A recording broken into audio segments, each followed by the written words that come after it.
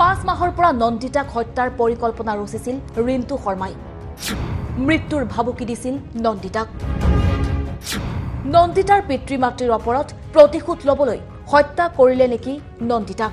তাই কেতিয়াও তাক মানে ভাল পোৱা নাছিলেই। তাই প্ৰতিদিনে তাই তাৰ পৰা আঁতৰি থাকিব বিচাৰিছিলে, কিন্তু সি তাইক কলেজতো হওক, তাই ক'বালৈ গ'লেও হওক তাইক পিছা কৰি ফুৰিছিলে। সঠিককৈ ক'ব নোৱাৰিম, কমেও 5 মাহমান হ'ব।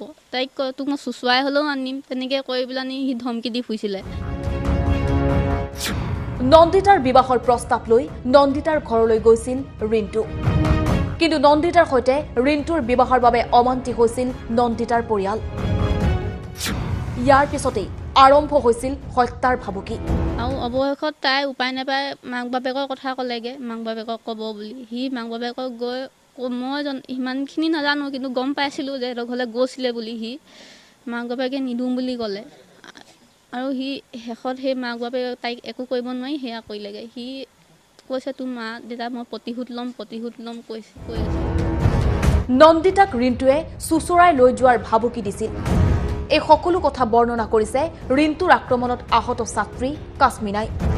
সি শাস্তিটো পাবই লাগিব, সি জীয়াই থাকিব লাগিব, কিন্তু সি কৰা ভুলৰ সি শাস্তি উপলব্ধি কৰি সি যাতে একো কৰিব নোৱাৰে, তাক পাব্লিকৰ হাতত গতাই দিয়াটোৱে বিচাৰিছোঁ মই। তাই মৰি ধল যদি চাইলেও যায়, সি স্কুটিখন লৈ পাছে পাছে গৈ তাইক ধমকি দি আছিলে, তোক মই আনিহে আহিম, তোক মই চুচুৱাই হ'লেও আনিম, তেনেকৈ কৰি পেলাই সি ধমকি দি ফুৰিছিলে। ঘাতক ৰিন্তুক ৰাইজৰ হাতত গতাই দিবলৈ দাবী কৰিছে আহত কাশ্মিনাই। ৰিন্তুৱে প্ৰথমে দাৰে আক্ৰমণ কৰিছিল কাশ্মিনাৰ পিতৃক, তাৰ পাছতেই কাশ্মিনাৰ মূৰত দাৰে আক্ৰমণ কৰিছিল ৰিন্তুৱে। শেষত নন্দিতাক উপৰ্যুপৰি আক্ৰমণ কৰিছিল ৰিন্তু শৰ্মাই, আৰু অৱশেষত মৃত্যুৰে যুঁজি নিয়তিৰ ওচৰত হাৰ মানিলে নন্দিতা শইকীয়াই।